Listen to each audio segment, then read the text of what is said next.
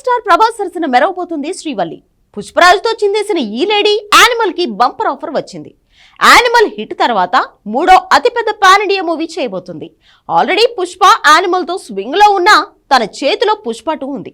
అలానే పుష్ప 3 కన్ఫర్మ్ అయ్యేలా ఉంది. ఇలాంటి టైంలో ప్రభాస్ సరసన శ్రీవల్లి అంటే మరో 2 ఏళ్ల వరకు తన కెరీర్ కి ఎలాంటి డోకా లేదా? ఇంతకీ తనే ఎందుకు? Take a look.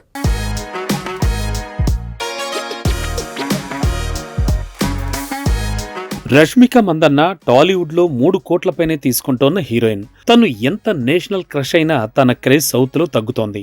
Animal hit అయి ఉండొచ్చు, పుష్ప 2 రాబోతోంది కావచ్చు, కానీ తనకు ఇండస్ట్రీలో పెద్దగా ఆఫర్ల వరదేం లేదు. ఇందులో లక్ ఏంటంటే అచ్చొచ్చిన సినిమాలకు సీక్వెల్స్ తో పాటు వాటిని తీసే దర్శకుడే మళ్లీ ఈ హీరోయిన్ నే ప్రిఫర్ చేయడం. నిజమే, పుష్పతో పాన్ ఇండియా హిట్ సొంతం చేసుకున్న రష్మిక ఆ తర్వాత యానిమల్ తో మరో పాన్ ఇండియా హిట్ సొంతం చేసుకుంది. ఇప్పుడు యానిమల్ లో తన పనితనం నచ్చి సందీప్ రెడ్డి వంగ స్పిరిట్ లో కూడా ఛాన్స్ ఇచ్చాడు. Already animal sequel animal park లో కూడా రష్మికనే హీరోయిన్ గా మెరవక తప్పదు. అది కాకుండా ప్రభాస్ తో సందీప్ తీసే సినిమాలో కూడా రష్మికకే ఆఫర్ దక్కితే అంతకంటే అదృష్టం ఉండదు. విచిత్రం ఏంటంటే పుష్ప 3 కూడా సుకుమార్ ప్లాన్ చేస్తున్నాడు అంటున్నారు.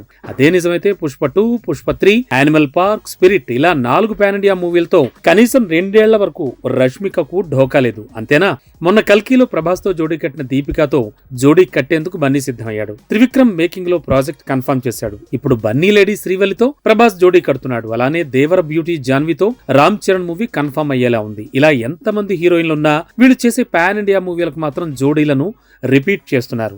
ఎవరూ లేనట్టు హీరోయిన్లను ఎక్స్చేంజ్ చేసుకుంటున్నారు.